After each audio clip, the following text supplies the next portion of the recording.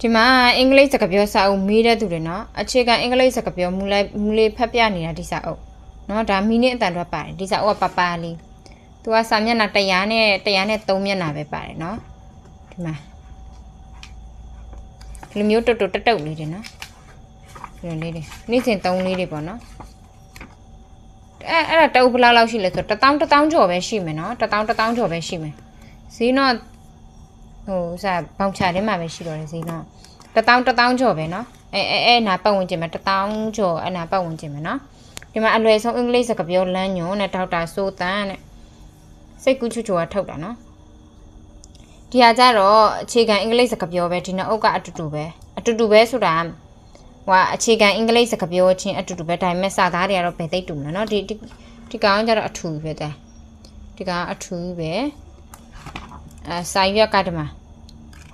ဒီစာအုပ်ကပို့ထူတယ်ပို့ပြီးတော့စာတွေရှိတယ်ပို့ပြီးတော့များတယ်ပေါ့နော်ဒါအတန်တော့မပါဘူးသူကစာပို့များတယ်ကောင်းတာတော့တစ်မျိုးစီကောင်းတယ်ပေါ့ဟိုကအတန်တော့တွေမလို့ဘူးဆိုကိုကကျွမ်းနေတဲ့စက်ကျွမ်းနေဆိုတော့ဒါဖတ်ဒီမှာစက်ကျွမ်းနေတာဒါဖတ်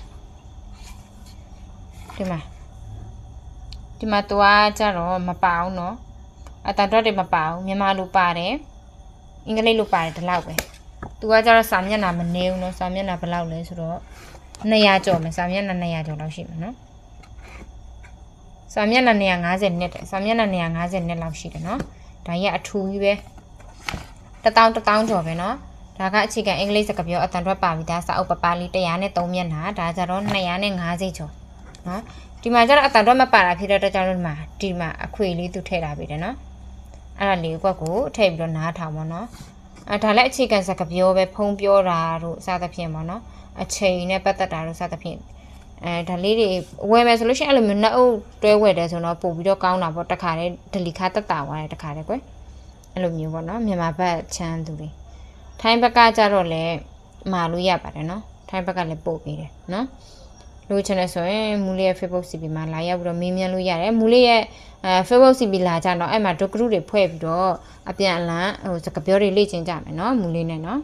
မူလေးလည်းအခုမှစပြီးတော့လေ့လာတာဖြစ်တဲ့အတွက်ကြောင့်မလို့ပေါ့နော်